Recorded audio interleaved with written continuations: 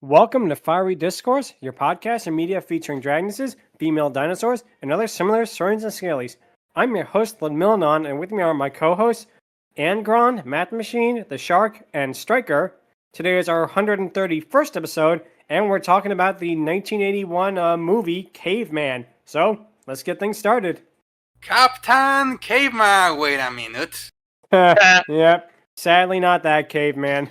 Yeah, also, you say you want a revolution, well, you know, and we're getting copyright strike. Yeah, I was just going to say that. But yeah, as Angron pretty much just said there, yeah, Ringo Starr is an absolute legend for many, many, many reasons.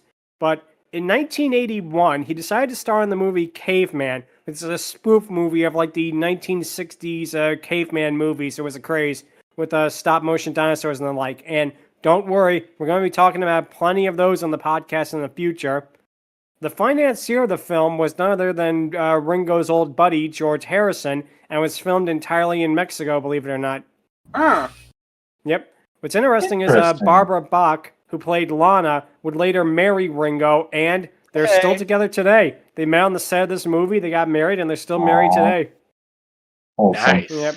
Nice. Oddly wholesome.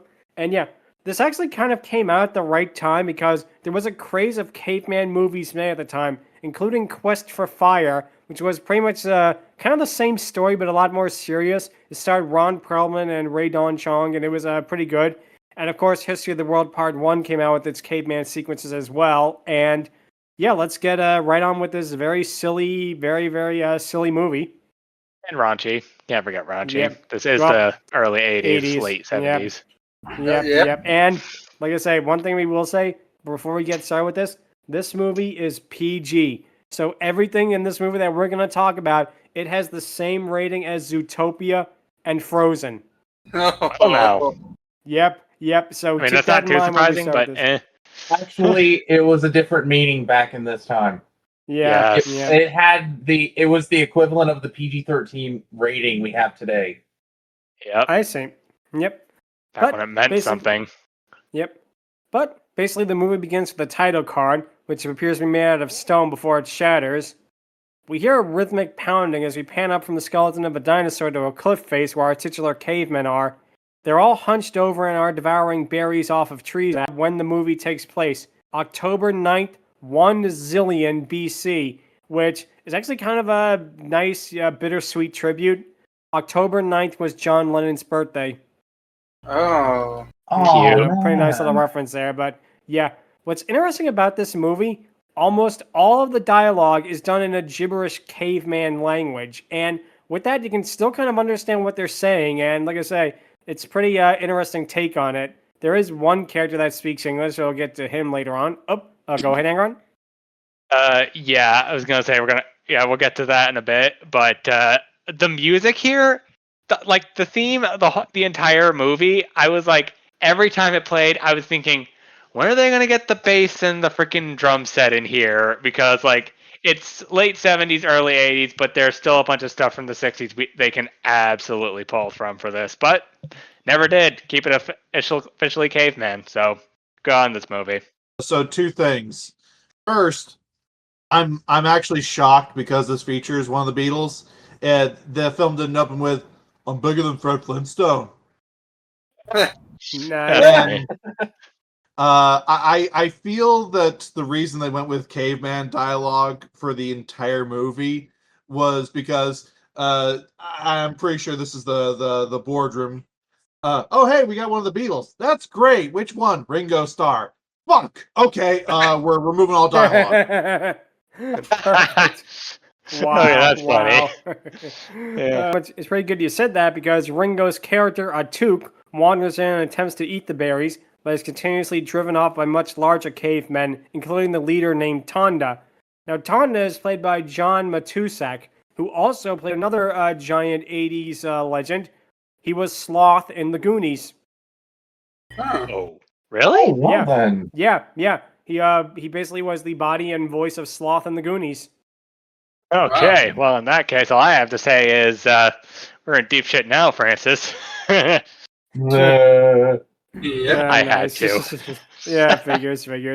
But yeah, So basically, Atuk wanders off into the woods where we see a fly trap, basically Venus flytrap like plant. Wow, I didn't know he ran into Manhandula from Zelda. Nice. But one of the plants kisses him on the cheek while another nearly goes up his loincloth. Atuk ends up breaking out of it and basically runs off. Oh, go ahead, Matt. So, because it's the 80s, this is all stop motion and claymation and all that, and puppetry. This thing looked really good. I was actually shocked that we didn't hear the line, "Feed me, Seymour." I was gonna make that joke.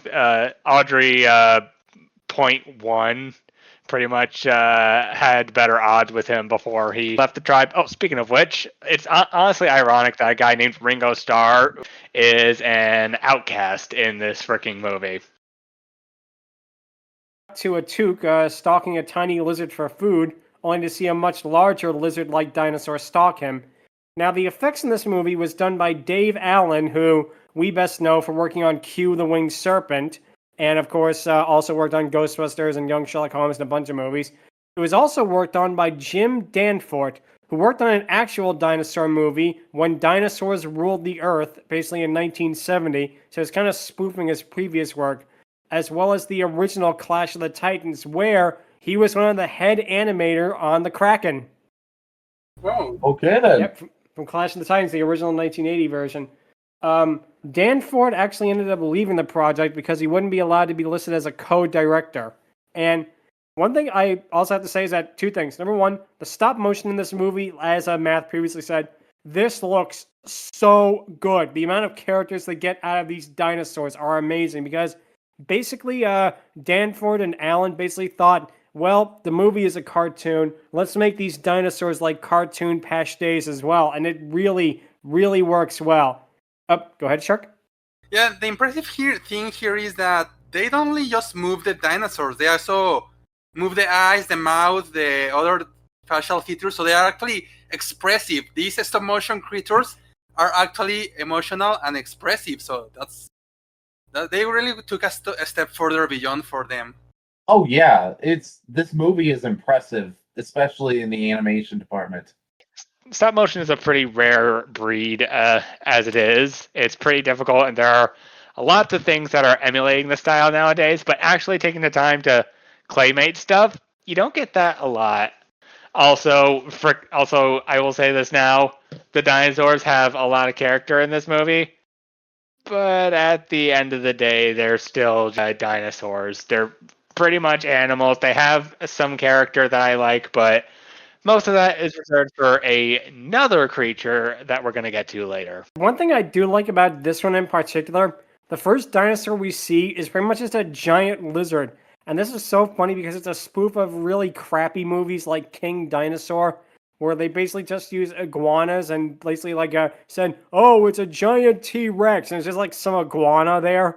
It really does feel like that they're taking that old trope and just turning it on its head, basically, and that is hilarious. That makes sense for something later. The lizard dinosaur jumps up and down and roars at him, causing Atuk to run off while it chases him. And again, the stop motion is really, really good, like we said, and we're going to talk a lot more about it later on, especially a scene with the lizard dinosaur, which is amazing. But for now, what happens is Atuk runs up to the other cavemen.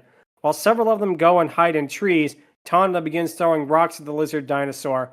It ends up eating some of the rocks and roars at them, and obviously it didn't work for a very simple reason. Dodongo hates smoke, not hate rock. Nice. Nice That's one. funny. Exactly. But Tana basically flees from the dinosaur and knocks all of the other cavemen out of the tree they're hiding in, then climbs up in it and grins evilly. Atuk's friend Lar grabs a hold of the lizard's tail, biting into it as basically she swings him around, then tosses him in the air. Lar is actually played by none other than Dennis Quaid, and I will say this is a much less embarrassing movie on his resume than Jaws 3D was. Nice. Easily. Oh! Yep. Easily. Yep. But the lizard dinosaur then approaches the tree and knocks it down, then drags one of the cavemen off to eat him. And unfortunately, this is the only slight I have against the movie. It was not Oogtar.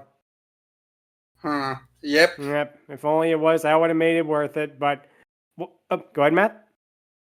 This entire segment that we just described, this is why I love claymation, and you can see this when watching this.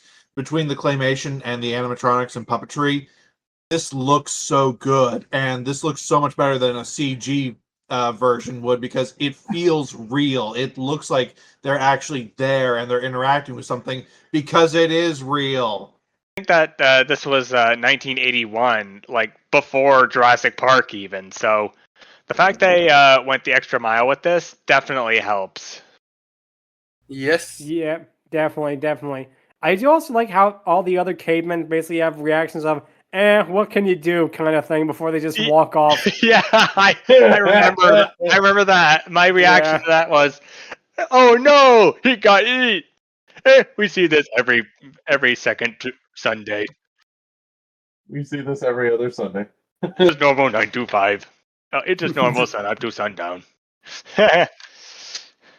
Tonda then sees Atuk and brushes him off before him and all the rest of the cavemen leave. Lara calls for Atuk as his legs are crossed and he doesn't know how to uncross them. Atuk basically helps him out, but Lara still cannot walk. The two of them basically hop around for a bit before Tonda returns, knocks over Lara and leaves him there, and they all drag Atuk away from him. The other cavemen make their way up the mountain to the cave where the females are, where Tonda calls for Lana, who is basically played by Barbara Bach, as previously mentioned, and her and Ringo would get married, which is very funny considering what happens in this movie, but we'll get to that in a little bit. Yep. Basically, Atuk is in love with Lana, but Lana does not love Atuk. In the cave, another caveman tells all the others about what happened as Atuk wanders in, as the others see him and say Atuk in disgust and all leave. Atuk then begins playing with a wheel-like structure, and I do love like the subtle little humor like that. Two things with it. Number one, he's playing with this wheel-like thing before basically just throwing it over to his shoulder like, whatever, before he then looks over at Lana and Tonda, rather. And number two, I don't know if this is an intentional reference, but if it is, it's a really, really cute one. One of the cave paintings on the wall looks like Gertie the dinosaur. Of the attention to detail in this movie. Like, there are lots of moments that reference actual caveman things that cavemen did back in those days. And him just toying around with the wheel and doing the cave drawing of Gertie are just two of many others that we're going to absolutely talk about later. Oh, definitely. And like I say, one thing I will say is, one thing I will mention too that is really, really impressive is, again, the timing of these jokes too. That really, really works. Not all of them are winners, especially one that's coming up soon. But for now, like I say, it is really, really tightly written. You could definitely say that about this movie. That's actually another good thing about humor. It's the timing. Yes. And expert timing in this movie. Oh, easily, 150%. Yeah. Basically, what happens next is that basically Atuk then attempts to steal a piece of fruit from Tonda, then sees Londa. Atuk gives the fruit to Londa as a gift as she says she likes it, with Atuk basically saying he likes her. Lana then gives the fruit and gives it to Tonda, who proceeds to messily eat it as Atuk stares in dejection. We then get a really hilarious shot of the lizard dinosaur howling at the moon like a wolf, and this is not the last time that they make that kind of joke, and it's such an easy joke, but I'm sorry, it is funny. When you do it right, it becomes funny again. Easily. And basically the next day, we then see a bunch of marijuana plants with red berries growing out of them. Atuk takes one of the berries, gets high, and passes out, which really is just shocking to me because I never in a million years would have ever expected the Beatles, of all people, to do a reference to drugs. Yeah.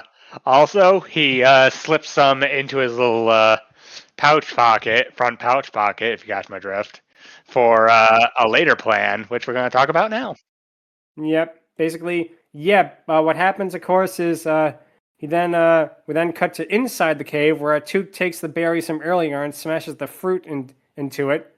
He gives it to Londa, who eats it with Tonda, causing them both to pass out. And it's at this moment that we have to bring up something that, as much as we're going to basically talk about how much we like this movie and how much it's really, really funny in that, this movie was made in 1981 and as such has really some elements of dated humor. And Yeah, this is pretty much the biggest example because Atuk basically is trying to sexually assault her. Yeah. Yeah, it's hilarious how they go about it. Like he every time he tries, it ultimately backfires. Like him getting his head stuck between her legs. Like, good lordy, this cave woman is strong even by caveman standards.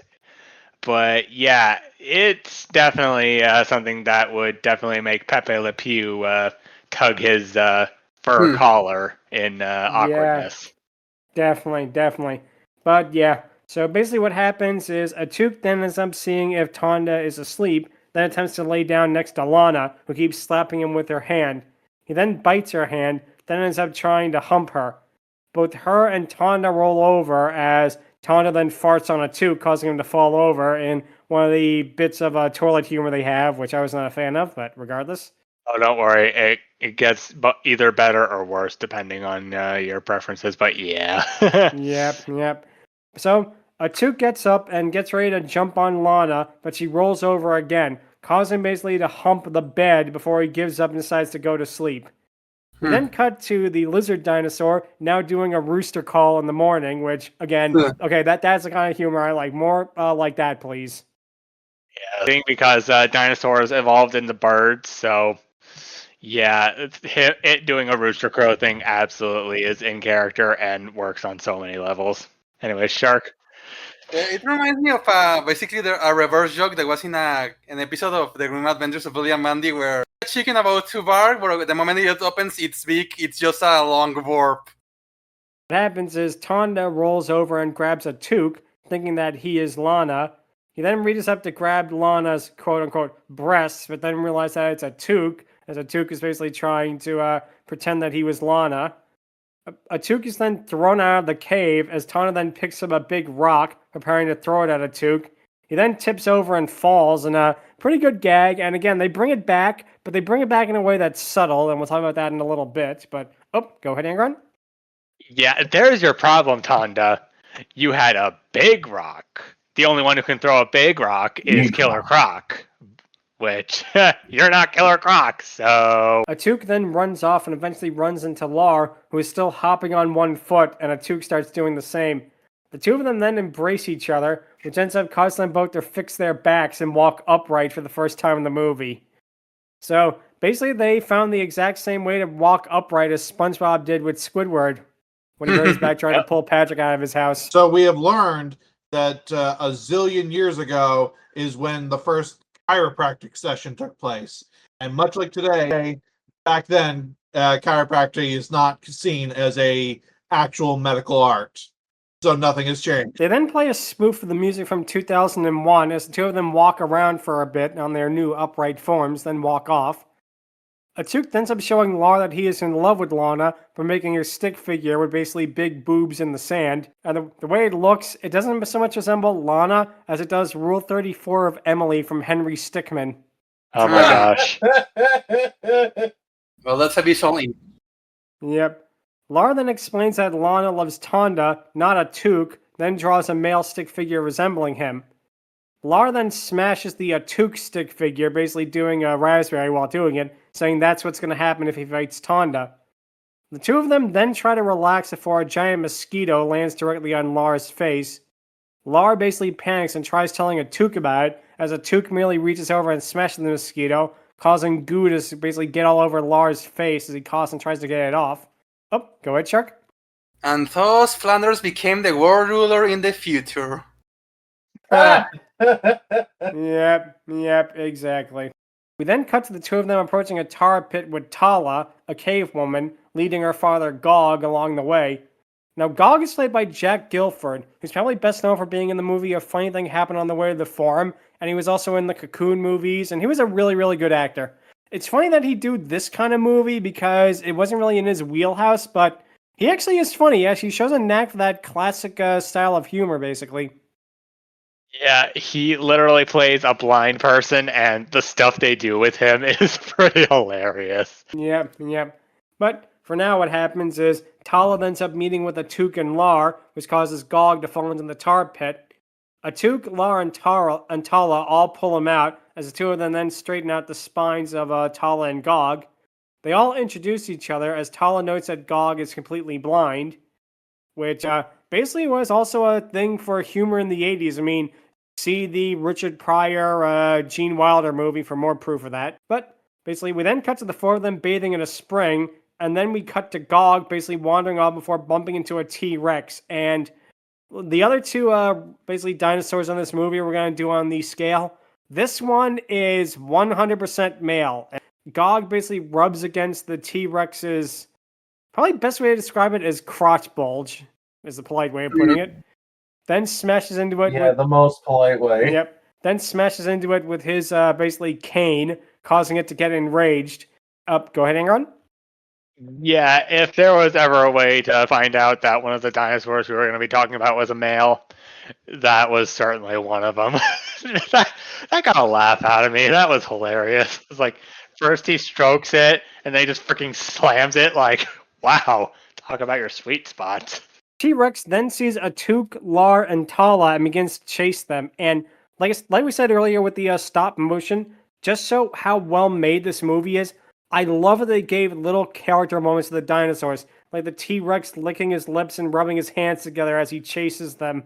You know, that is such a cute detail that, again, no one would notice. Like, ordinarily, like maybe 2 or 3 people would notice, but the fact they animated that, it just shows the amount of effort that put into this movie. And this movie, which is not a big budget movie by any stretch of the imagination, you know? This cost about only, like, I think $5-6 million, which, well, granted, you know, even back then wasn't really a lot, but you could tell, like, a lot of love was put into this. Go ahead, Angron. Yeah, definitely. And out of all the dinosaurs, the T-Rex honestly has the most character out of all of them.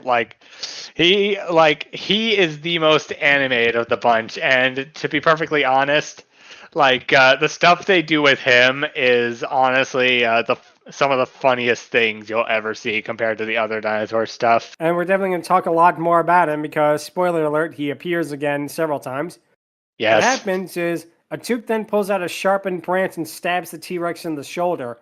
I would say this is a spoof of the movie Planet of Dinosaurs from 1977, but literally nobody saw that movie, at least at this time. So, yeah, definitely isn't, but it reminded me of that. And yeah, this is another movie that is way, way better than that one. I can't wait till we get to that piece of garbage, but getting back to this. I like instead of roaring, the T-Rex just belches before it just wanders off, and its injury doesn't even phase it. It's just like whatever, and it just walks off. And I think what helps is the face too. It has kind of like a wizened old man face, if that makes sense. Like with the wrinkles, that's what it definitely gave me the vibe, and it really makes it so funny. You know, the T-Rex. Yeah. How they animated this guy. But they then help Gog up as Tala offers to have sex with Atuk for saving them. Atuk says no, as he only wants to be with Lana as well. Lara tries to tell Lana about Tonda, but Atuk brushes her off.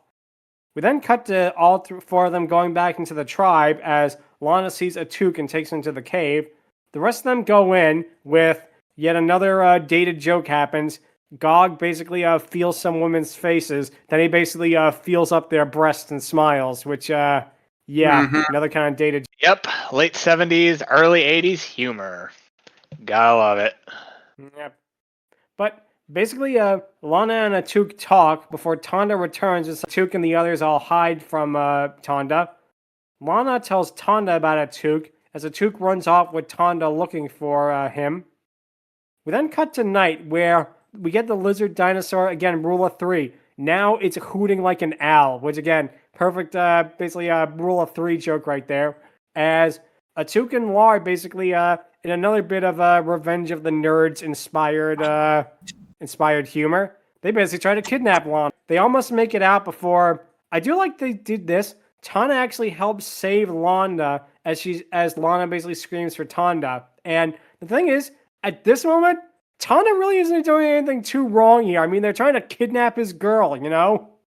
Yeah. So, at this point, he's not in the wrong in this case. But basically what happens, he then throws a giant rock at Atuk, but in a callback to the earlier joke, he fails to let go and basically goes flying across the ravine.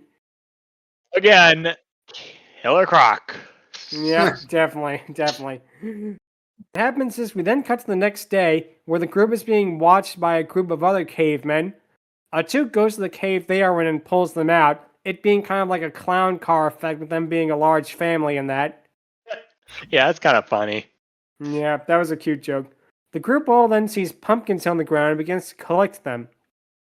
As then Talus sees the lizard dinosaur from before, basically eating the pumpkins. The group all run from the lizard dinosaur except for Gog, who tries to give the pumpkin to Atuk, who continuously gives it back to him.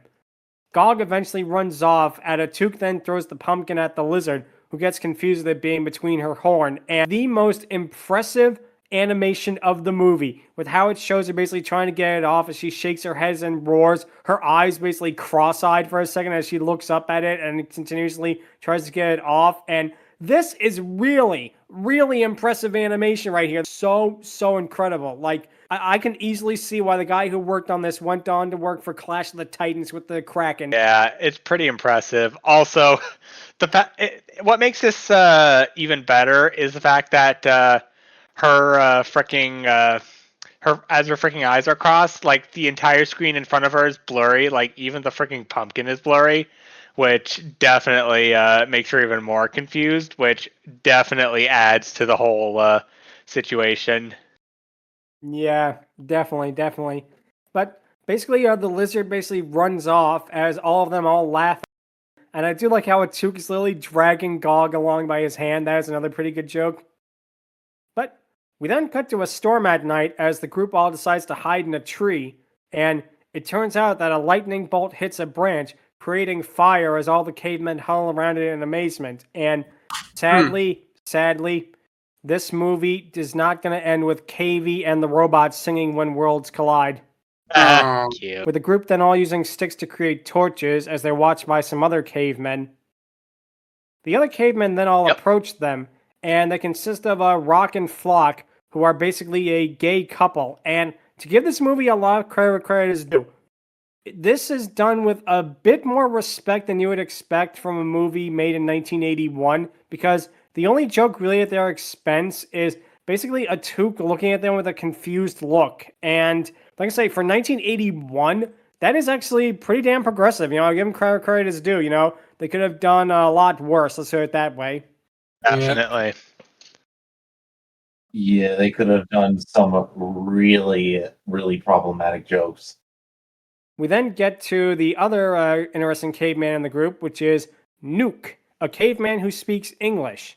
Now, he is played by Evan Kim, who pretty much is probably best known for being the Bruce Lee spoof in Kentucky Fried Movie.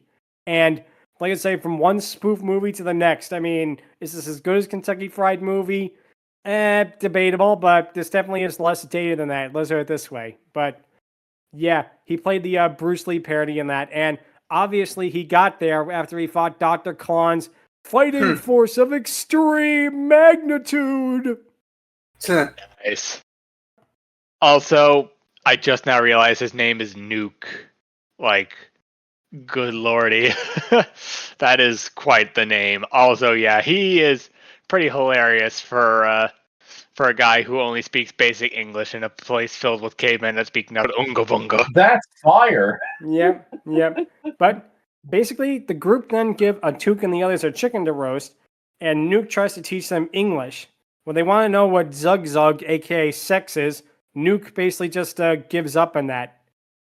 Atuk then mimics Tonda with how he cooks the chicken, and they all eat around the fire. One caveman accidentally blows into a jug and makes a note, cause them all to discover what music is and play a song. The cooking the chicken scene kind of reminds me of a joke some friends and I have. So my friends like steaks rare or very close to that, and I typically like mine well done, to the point of being shoe leather, I will admit. And when speaking to them, I often go, "Ugh, ancestor, make fire. Ugh, use fire, cook meat." What is anime? Anime bad. What happens is, of course, they all end up discovering what music is, and they all play a song. And the song is actually really, really good. It actually has a good thing to it. And, of course, with the Beatles, two of the Beatles working on it, probably is. But, go ahead, Chuck. You know, this reminds me of there's a Family Guy cutaway joke where they say, "Oh, I wonder how what was there like the first song," and then it cuts to a bunch of caimans in a cave that are just like humming like oh, but all of a sudden they are breaking into a quadric singing a whole song with these deep voices and elegant voices, and it's like, oh wow, that caught me off guard. That sounds amazing. Yeah. Oh, that's good. That's good. But basically, the next morning, Atuk goes to relieve himself, only for the T-Rex from earlier to show up. The T-Rex chases all of them, with a dwarf caveman basically nearly avoiding getting crushed by it. In a moment that is kind of similar to what happens with Animal and Godzilla 98. Don't know if that was a reference to this movie, but probably not. But what happens, though, is Atuk then ends up stepping into some hot embers and burns his foot. Then he ends up getting an idea. He stands out in the open and has the T-Rex follow him into it before the T-Rex ends up running to the fire, burning his foot and causing him to all run away. The other members then all cheer Atuk, then all see that they don't have any food. We cut to all of the others looking for food before seeing that there's nothing there to eat. The cavemen all surround Nook, who basically is petting a lizard before Nook shows them that the lizard is pointing out where food is. The group then all see a giant egg and work together to move it. And one thing that did get a laugh out of me, it's kind of a hacky joke, but one that is clever nonetheless. They play the music from Bridge Over the River Kwai as they're basically moving the egg. And I'm sorry, I'm a sucker for that joke. That got a good laugh out of me. Also, go ahead, Angron. Also, I would be careful with that egg, because you never know what might come out. Olimar can freaking vouch for this. Smoky Prog. Yeah, definitely. But, go ahead, Ishik. Yeah, the following sequence, especially how they're going to move the egg around, really actually made me think about Pikmin a lot.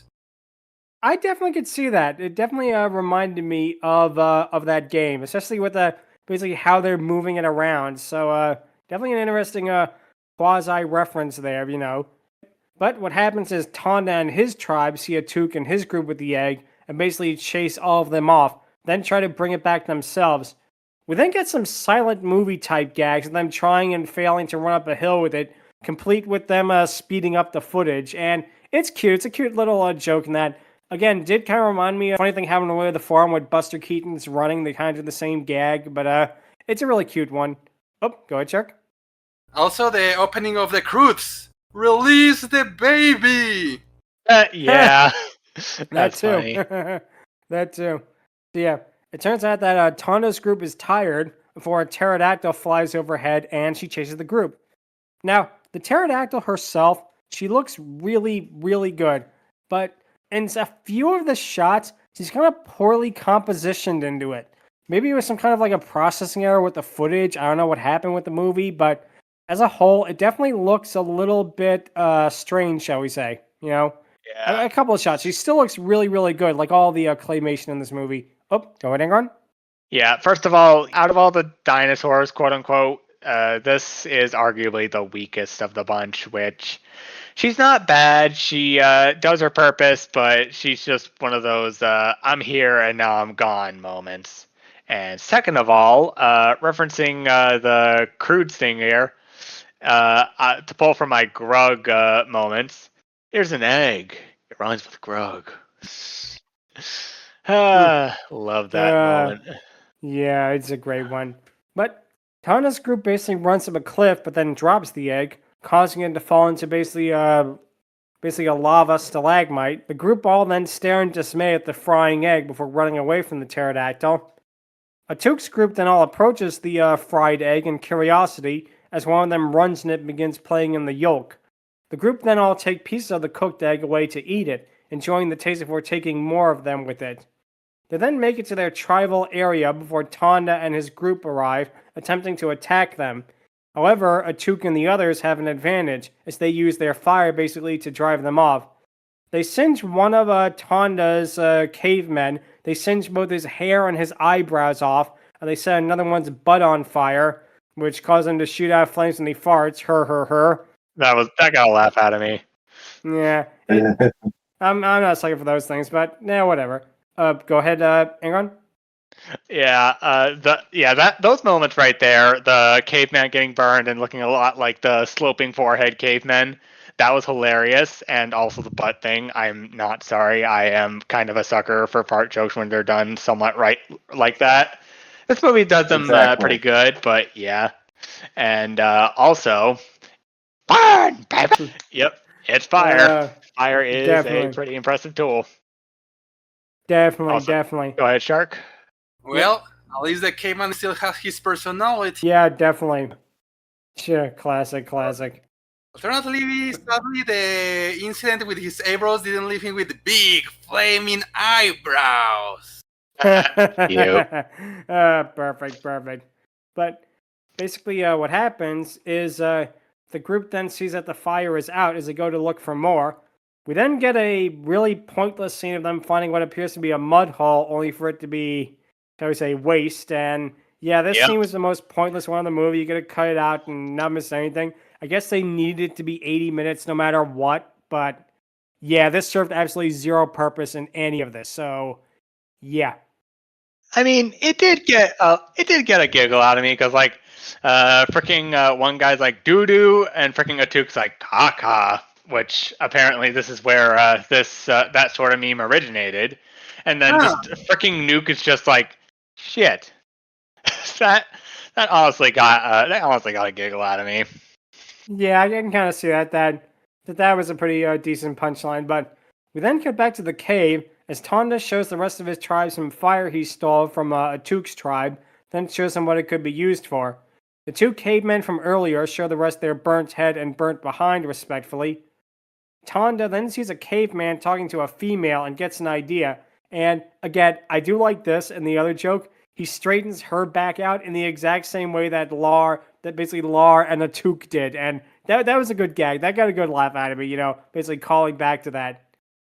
He then does basically the same with the rest of his tribe, and I do love this. It takes pretty much literally almost everyone jumping on his back in order for him to be able to stand upright, and yeah, that's a pretty decent joke. Oh, go ahead, Angron. Yeah. Also, also that thing with them stealing fire from Atuk reminded me of the myth of Prometheus, which I'm pretty sure this is one of those moments that would inspire that particular myth. With Tuk's group walking off before they then begin getting chased by the T-Rex from earlier. And of course, we get a callback to the thing because seeing the berries from earlier, Atuk gets an idea and feeds the entire plant to the T-Rex. And yep, this is definitely done by some of the Beatles, all right, because the T-Rex gets incredibly stoned off the berries and basically stumbles around before falling off a cliff. And I do like the subversion. You think like, oh, the T-Rex fell off a cliff and he's dead, but it turns out that he survives. He just looks up and goofily grins in the camera. And I'm sorry, that actually got a good laugh out of me. That bit of like a subversion there. Oh, go ahead, Angron. Yeah, honestly, it's kind of funny seeing what the Sharptooth from Land Before Time's dad was doing before his own offspring got into the freaking movie business. The second T-Rex in this Jurassic July that gets high on something. The other one got high on Weird Al. Perfect. Nice. But that one was female, so point goes to Weird Al Yankovic there. But we then cut to Atuk's group basically going into Tonda's cave in order to steal food in their fire back. Then we cut to them watching Tonda's tribe basically holding the women upside down in order to catch fish. Tonda tries to catch a fish that is flopping around on land while Lana trips and falls into the water, being taken away by a stream. Tonda ends up catching the fish, but looks around for Lana as Atuk and Lars see her being taken away by the current. They jump into the stream to save her, which, I mean, obviously Butch Cassidy and the Sundance Kid didn't come out during this time period because otherwise they would have said, I can't swim! Are you crazy? The fall will kill ya! Yeah, Nice. That movie didn't exist in this time period, so they couldn't make that joke. But regardless, they end up dragging her out as Tonda and his tribe are looking for her, with Tonda getting snapped on the nose by a crab. We do not know if it's prehistoric Mr. Krabs with his money. Yep. SpongeBob, me boyo! I lost a crab on a caveman's nose! I lost my arm on a caveman's nose. You get the gist. Basically, yeah, Lar ends up basically getting caught into the stream and cannot get out as Atuk tries to save him but fails. And yeah, Tonda's half of his nose is comically extended outwards and a pretty good cartoonish gag. Like I say, the best way to describe this movie is really like a live action cartoon, you know? Yes. It really, really does work out. But what happens is we then cut back to Atuk who approaches Lana and stares at her. Lar, who wakes up in a frozen wasteland, stepping out of the ice before slipping on and sliding away. And we then get another creature effect that looks pretty good because a nearby Yeti pops up and watches him. And again, the suit for this guy is really well done for this kind of movie. Like, this looks way better than some actual, like, serious Bigfoot movies that came out around the same time, you know? Oh, dang. Yeah, this suit is actually pretty impressive for what it is. I mean, it's obviously like a man in a suit, but I think that's also part of the joke, you know? That's the joke. We then cut back to Atuk. He brings Lana to all of the others, as basically all of the men fawn over her. She says that she loves Atuk and rubs his chest before some other cavemen arrive and set on Lar. Atuk is eventually convinced to search for Lar as Tana basically runs off in the opposite direction. They then begin playing the William Tell Overture as basically all of the others make it to the icy areas while Tana is busy running off in the other direction.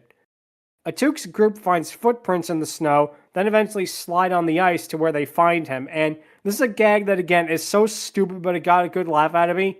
Lar and the Yeti are frozen in the ice, with Lar and the Yeti basically stuck in a running pose. It's one of those classic, like, Looney Tunes style gags that it's so simple, but it is so funny, you know? It really is feels like a Mel Brooks style humor as well. Go ahead, Angron. Yeah, those kinds of jokes are hilarious. Like the freaking Unga Bunga speak, the ice stuff, the freaking stone T-Rex. Like, this movie has a lot of funny gags that admittedly are hit or miss for a lot of people, but I think most of them, in fact, hit. Like, they're not perfect gems. There's a lot of things like Mouse Hunt and whatnot that do comedy better, but this does comedy well enough that I can give it a pass. Anyways, go ahead, Math. As soon as I saw Lar frozen like that, I instantly thought back and could not stop thinking about that one YouTube poop. I'm pretty sure everyone knows it. Am I glad he's frozen in there and that we're out here and that he's the sheriff and that we're frozen out here and that we're in there and I just remembered we're out here. What I want to know is, where's the caveman? Perfect. Watch me swoosh right in. Exactly. Perfect. But yeah, basically what happens though is Atuk knocks on the ice to see if Lar is okay, and we then cut to Tana having made her way to Tonda's cave.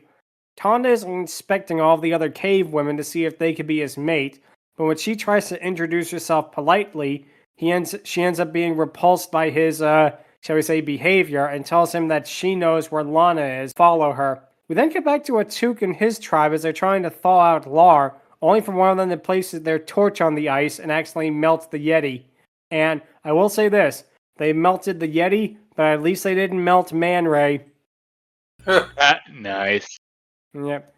But it turns out that Lar's legs are still covered in ice as the Yeti chases them, with all the cavemen slipping and sliding on the ice.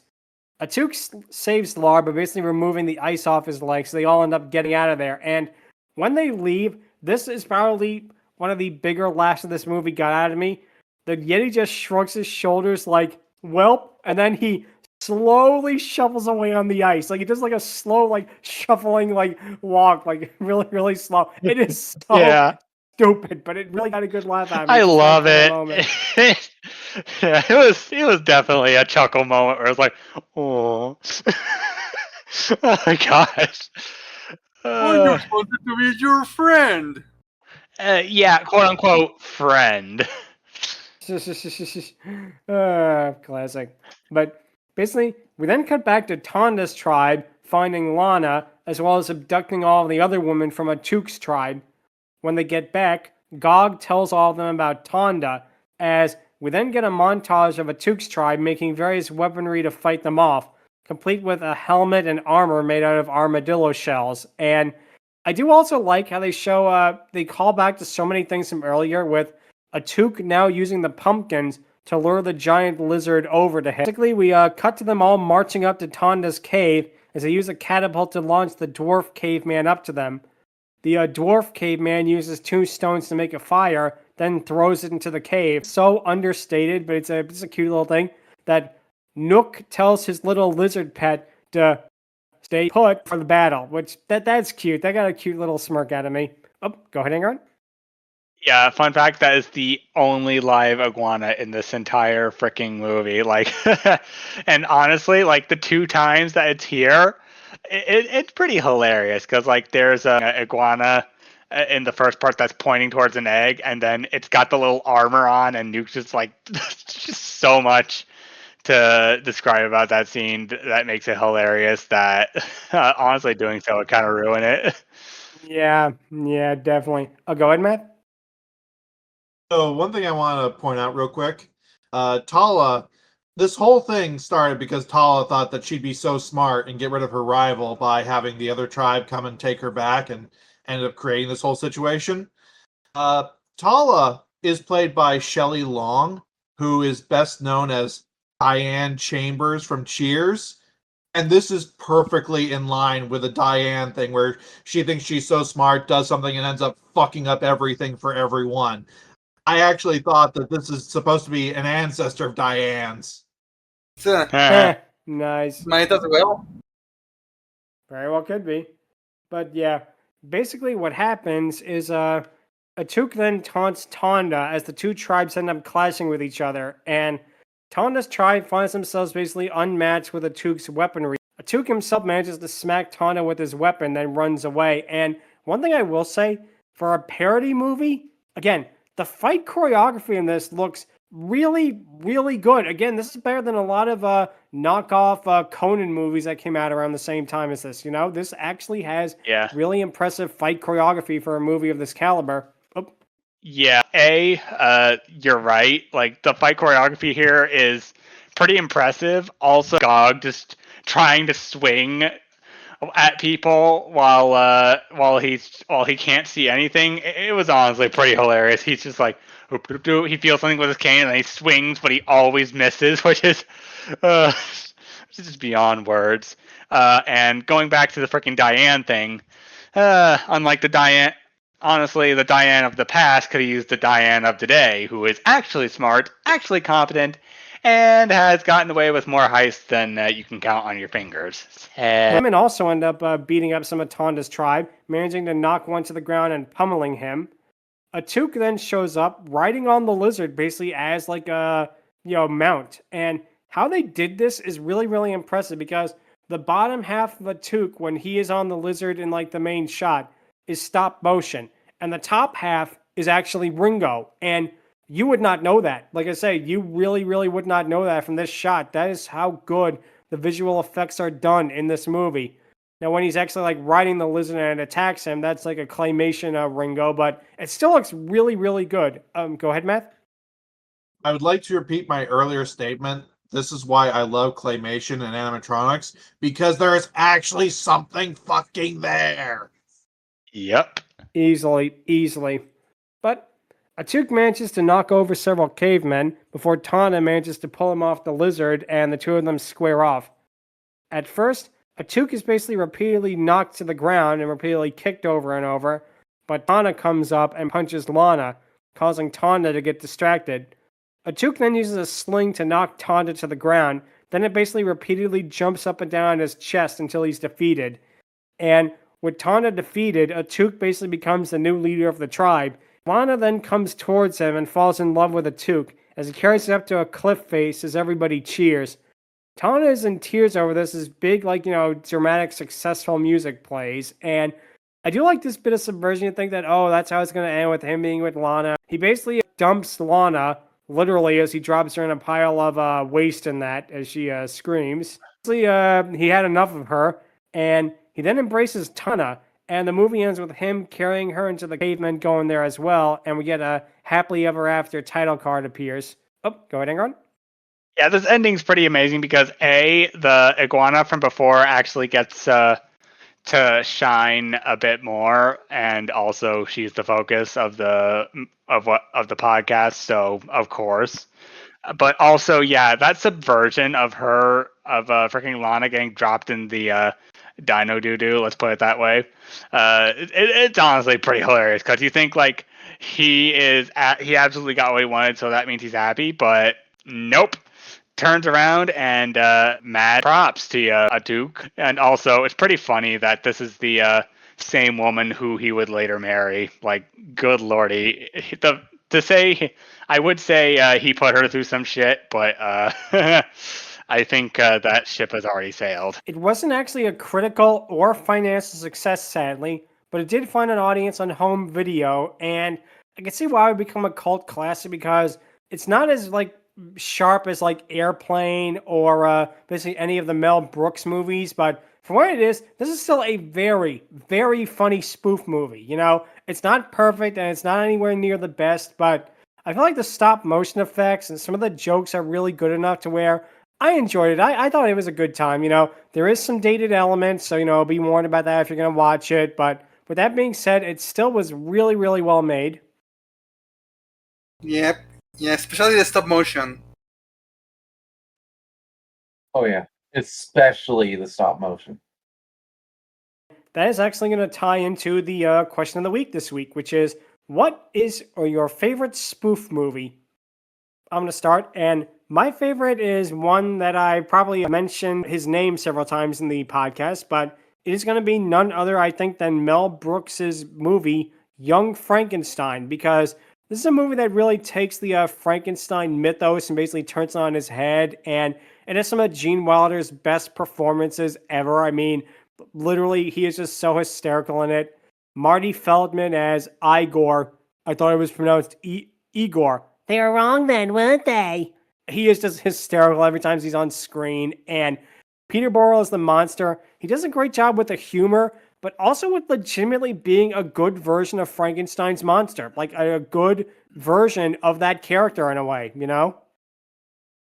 Of course, Madeline Kahn is great as always. Pretty much the whole cast is. And I will say this too, is that it also is not only a spoof, but it's a loving spoof. And I have more respect for that than movies that are there just to like mock and basically, you know, insult things. Like you could tell that it has a true love letter to the original Frankenstein movies, and you could tell that because they actually used the equipment from the original Frankenstein.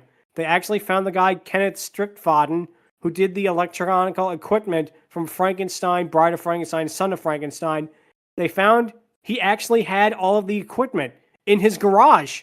Like from the classic like horror movie, Universal Studios, they actually were allowed to use his machines in this movie, and it was the first time he actually was credited for use of his equipment in a Frankenstein movie, was Young Frankenstein. And just the whole vibe, it has such like a gothic Universal monster vibe to it. And again, you can tell that Mel really had a love for it, and same with Gene Wilder, because they co-wrote the script, and it really is such a great movie. I mean, the whole, I don't want to give any spoilers to those who haven't seen it, even though everyone should see it because it's hysterical. The scientific demonstration of the monster. Basically, the punchline for that is hysterical. It is like some of the hardest I have laughed, and yeah, it is good. It is a really great movie, Young Frankenstein. If you haven't seen it, see it. It's one of Mel's best movie, easily. And History of the World Part 1 is great. Spaceballs is another really funny one. Excited to see what he does with Spaceballs 2, because there is so much you can make fun of Star Wars in between 1986 and now. But yeah, basically that's going to be my choice. It's going to be Mel Brooks's Young Frankenstein, because, man, that is just so funny, so tightly written, so perfectly cast. It is a movie that has reached its final form, basically. It cannot be a better improvement of itself. So that's mine. Angron, what would yours be? Speaking of Spaceballs, I am absolutely going to do Spaceballs. Because, like, yeah, say what you will about Blazing Saddles, it absolutely is an amazing freaking movie. And say what you will about Airplane, which I kind of grew up with a little bit, let's be honest. Like, there is so much to talk about with those, but I'm going to go classic and do Spaceballs. It's the first movie of Mel Brooks I remember seeing It was funny, and oh, good lordy, the jokes in this. He's basically Vader if he was Farquaad, and I love that. We also got freaking Lone Star as opposed to Brave Star. If you know the reference, then you know. Also, oh man, there's just so many jokes here. There's the freaking the sweeps, bleep, the bleeps, and the creeps. Ooh, that was such a funny one. And who can forget the freaking TV joke? Everybody got that? That too. Yeah, to this day, I'm still quoting that film, and like, I was really into Star Wars as a kid, and that right there was one of the things that definitely helped my love of Star Wars. Even if Star Wars nowadays is in a comfy but not exactly strong place, let's put it. Yeah, those both are really, really great choices. It's simple and so funny. I think what it was is, again, the casting. The casting is amazing. I mean, you got Rick Moranis right there, home run. You got John Candy right there, another home run. You have these guys that are just so perfect for the roles, basically. And like I say, I really, really can't wait to see what Mel does with Spaceballs 2, because there is so much thing with that. Of course, you got the iconic merchandising where the real money from the movies made, which, boy, did that joke age well. Also the freaking chest burster scene with freaking Jeremiah Frog. Good lordy, that joke. They actually got, believe it or not, they actually got John Hurt to reprise his role from, basically from Alien. That's actually him, as the guy who gets killed by the chest burster. Yeah, that's great that they did that. But basically, yeah, that is a great choice right there. So let's see, Matthew, what would your favorite spoof movie be? So I originally wanted to go with Megamind because it was a parody of superhero movies before superhero movies. But I've talked about that enough on the show, so I decided to go with a similar movie, came out near the same time, that spoofed a different genre, Rango. Rango is such a love letter to Westerns while parodying literally everything about them. It was such a weird movie, got nowhere near the attention that it deserved. I think what killed it is the animation style is best described as creatively fugly. I like it. Very Makes it much. endearing because at least it stands out in a market that is saturated with Disney clones. And it's a really good story, and it actually holds up amazingly well as either a parody of a Western or a legitimate Western. It's just a good movie overall, and it handles every aspect of the Western and parodying Western so well. Yeah, I also like the memes and whatnot that came from it. Like, there's this one YTP where there's this one moment where it immediately cuts from him drinking the freaking cactus juice to him just freaking straight up going, "Daddy's cooking." Good times. Yeah, that's a great choice there. Rango is a fantastic movie. Definitely one best animated feature, and yet Nickelodeon movies never made anything like it ever again. Like, you got Gore Verbinski, the guy who did the Pirates of the Caribbean movies, and you had Johnny Depp as Rango. Great voice cast all around. Maybe a movie we'll do on the podcast sometime in the future. Wink, wink. But yeah, like I say, so weird. It's such a good movie, and yet nothing. No sequel, no nothing. Yeah, they basically went silent on that movie. So let's see, who's next? Shark, what would your favorite spoof movie be? Well, I know this is an easy answer, but it counts, and it's a spoof of many things, but mainly fairy tale stories, and yeah. I think I know where this is going. Yep, something about somebody once told me that the world was gonna roll him. Shrek. We all know these movies, we all know what works, we know the characters. We know they're not just a parody of fairy tales, but it's mostly a middle finger towards Disney more than anything, and yeah, it really shows. Yeah, funny, yeah, you mentioned Farquaad back there, because yeah, Farquaad is actually based on who was the director at Disney at the time, so yeah. With all of that, we know these movies. I don't have to go in much detail. The music is great. It gave us a dragon. It gave us a lot of laughs, and well, there's the fifth movie coming out, so let's hope it actually maintains that Shrek spirit from before, but time will tell. Yep. Shrek 5 is coming out. Hopefully it's good. And apparently we're also getting a Donkey spinoff, which is going to be very interesting to see what they do with that. So like I say, that too is a great, great choice because again, it's a spoof, but it's a spoof that definitely took a life of its own, you know? Like I feel like they meant for it just to be like a spoof and like that, but it really, again, it started as a spoof, but it became its own thing, you know? We mentioned before in the podcast, like, oh, there was a time where everybody wanted to be a spoof movie. Well, after Shrek, there was a time where everybody wanted to be a Shrek movie. Yep. Even Disney with Chicken Little, which did not end so well. I liked Chicken Little, but even then, I understand why people didn't like it. Stryker, what would your favorite spoof movie be? I'm going along the lines of another Mel Brooks movie. I was a huge fan of Robin Hood growing up. This was one of the funniest movies I had ever seen growing up. And just, oh my goodness. I even found out this is Dave Chappelle's debut role as Achu. Someday. I was waiting for that. That was the whole joke whenever they mentioned. There's a reason Mushu used it in fricking Mulan. He was such a fricking Robin Hood Man tights fan. But yeah, just the choice of making Carrie Elwes Robin Hood was also perfect, and just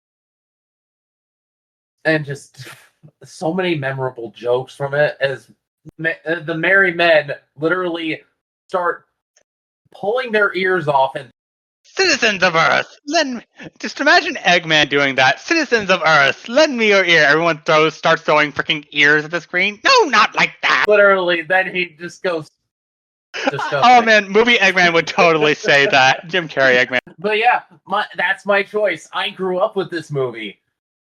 I rented it from the library at one point, and my mom was not the biggest fan of it because of how adult it was, but even then, we still all enjoyed it, and we still watched it.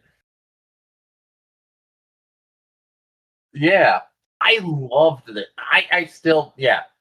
That's all I'm gonna say. It's memorable, and I can't forget a lot of funny jokes from this movie. Now it is time for the patent pending Dragoness Scale, where we're going to rank them. This is going to be an interesting one because, again, as he mentioned earlier on, that they're more like cartoon caricatures rather than anything else. And we're ranking both the lizard dinosaur and the pterodactyl here, with the basically T-Rex not being on consideration for obvious. Because he's a guy. Both of them the same score. Scratch it. I'm going to give the lizard a score of 7 out of 10. I'm going to give the pterodactyl a 6 out of 10. The reason for that being that I feel like, number one, the lizard has a lot more screen time, and I do mean a lot more screen time. It looks really, really great. I mean, just the part of her, like with the pumpkin on the head, that is some of, no joke, the single best stop motion animation I have ever seen. It is so amazing how good she looks, basically, you know? And the eye cross POV, that too is a lot of fun. It really is so well done. So I'm giving her a 7 because, again, they're not really characters, but they're not meant to be. They're meant to be cartoon parodies of dinosaurs. And on that front, they do good.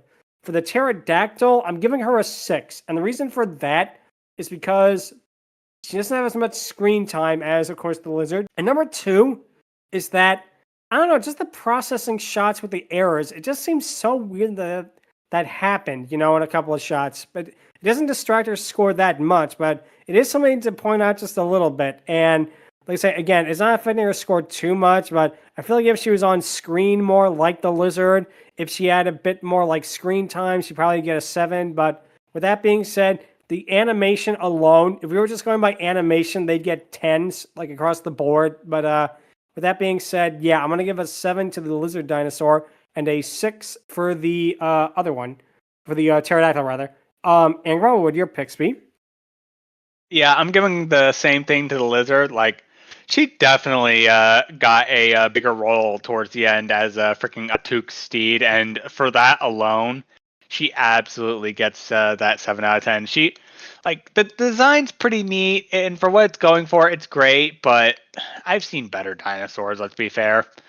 And as for the pterodactyl, I'm gonna be a little meaner and go 5 out of 10. Like, again, it's stop motion, and the design isn't exactly going to be doing anything wrong. But again, I've seen better, and plus the errors and the lack of screen time kind of lower her score a bit. But middle of the road is fine. She's harmless enough, and she does what she needs to before just ultimately vanishing forever. Yep. No, I hear exactly what you're saying. That they're more like props than anything else. What score did you give the lizard again? Just out of curiosity. 7. 7, perfect. Okay, I got it right then. Because yeah, like I said, I definitely can see where you're coming from with that. That the lizard is definitely the most standout compared to the two, and yeah, I definitely get where you're coming from there. So let's see, Math, what would you give them? I'm basically in the same boat as you guys. The pterodactyl. Both of these characters very well animated, claymation rate. I've said this many times. Yada yada. Moving on. The pterodactyl's issue is it's all of like 2 minutes of screen time, so it's just literally giant monster.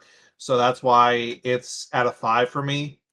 The lizard, again, normally I would probably just be giant monster, but there's so much personality put into this.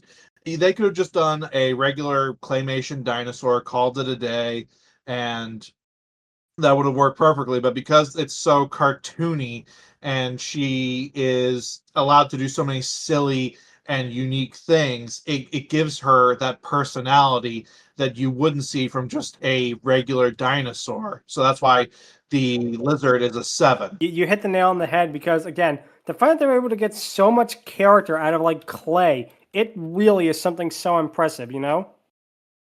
So let's see, Shark, what would you give them? Well, yeah, basically we continue with the same opinions because, sure, but in this case, both of them are wild animals, but they're certainly getting something for the animation alone. Like, that claymation and the way the lizard is modeled, it's like, wow, they give them so much personality, so much movement, so much... And again, it's practical effects, not CGI, so yeah, there is credit where credit is due with the lizard. And yeah, I do like how at the end our protagonist does manage to basically tame it to help them in the final conflict, and they do have a big role at the end, so that's a lot for them, man. So they're getting an 8 for my part. The pterodactyl, the pterodactyl, well, same issue as everyone is pointing out. Well, compared to the lizard, at least there's not that much personality, and she's on screen for not only for a low amount for time, but she kind of just shows up. They see her, and that's it. So I guess the animation is cool as well, but of course it's not on the same level as the lizard. So the pterodactyl is getting a 6 from me. And yep, that's the scores. Yep, sounds good. Fair enough. And yep, and to finish Stryker. off, Stryker. Yeah, I'm gonna give the pterodactyl 5 because like she's there, and then just I don't really have much of an opinion on the pterodactyl, to be honest. It's just yeah, the lizard. I loved her character so much. She was adorable. Yeah, I'm giving her a 7. She needs more screen time. Was pretty good. And yeah, interestingly enough, this is one of those lists where we almost were pretty much in unanimous agreement, which is almost as rare as them getting like a perfect score, which definitely interesting. Yeah. A lot rarer for that to happen than a not so. So that's going to be it for this week. If you have any questions, or if you want to tell us what other classic rock stars should end up making spoof movies with dinosaurs, you can feel free to email us at fierydiscourse@outlook.com. Visit us on Twitter at twitter.com/fierydiscourse. Visit us at Blue Sky at Blue Sky Fiery Discourse. Be sure to subscribe to the Fiery Discourse YouTube channel and subscribe to the bell icon. Leave a comment. Any comments are appreciated. Also, one of our co-hosts, Lucky Evie, is looking to move to a group home in the UK. That will also be in the description. Any help for that is appreciated. Next week, we're going to be talking about the 1961 Danish kaiju movie. And yes, I did say Danish kaiju movie, Reptilicus. Oh, That is going to be a fun time. That's going to be something that really, really is going to be a unique movie. You know, it's one of those movies that you kind of have to see to believe. well, that'll be interesting. Yep, definitely not the weirdest kaiju movie we've done, but definitely will be unique regardless. So that'll be it this week. Until then, thank you all so much for watching, and take care. Bye-bye. Hey. Adios. See you all next week.